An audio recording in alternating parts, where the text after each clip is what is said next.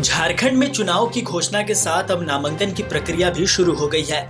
सभी दावेदार पर्ची भी खरीदना शुरू कर दिए हैं। लेकिन अब तक झारखंड में इंडी गठबंधन में सीट बंटवारे पर सहमति नहीं बनी है। कांग्रेस, झामुमो और राजद में तालमेल नहीं बन पाया है।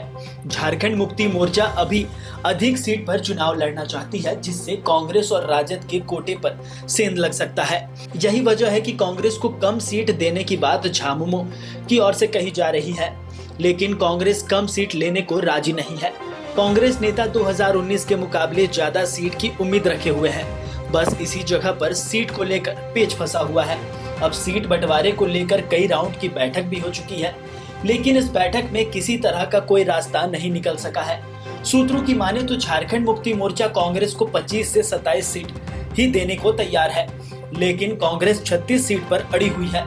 अब देखना होगा कि आखिर राहुल गांधी क्या इस पेच को दूर करने में सफल होंगे या फिर कुछ और परिणाम निकल कर सामने आएगा।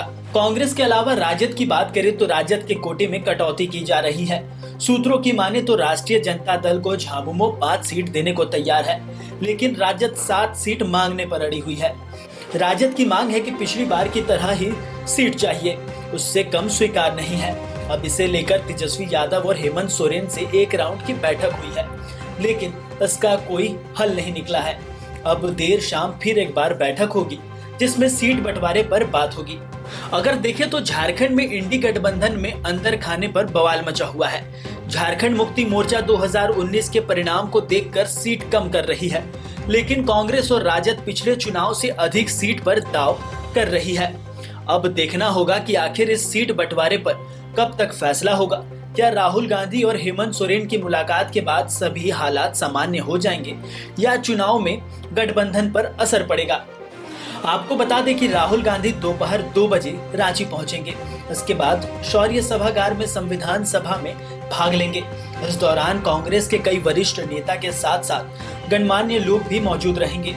इसके बाद 4 बजे तेजस्वी यादव, राहुल गांधी की हेमंत सोरेन से मुलाकात होगी।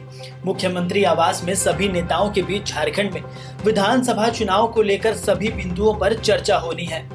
फिलहाल इस मीटिंग के बाद क्या निष्कर्ष निकलकर सामने आता है, यह तो वक्त ही बताएगा। फिलहाल बने रहिए द न्यूज पोस्ट के साथ। हम विधानसभा से जुड़ी तमाम अपडेट आप तक पहुंचाते रहेंगे।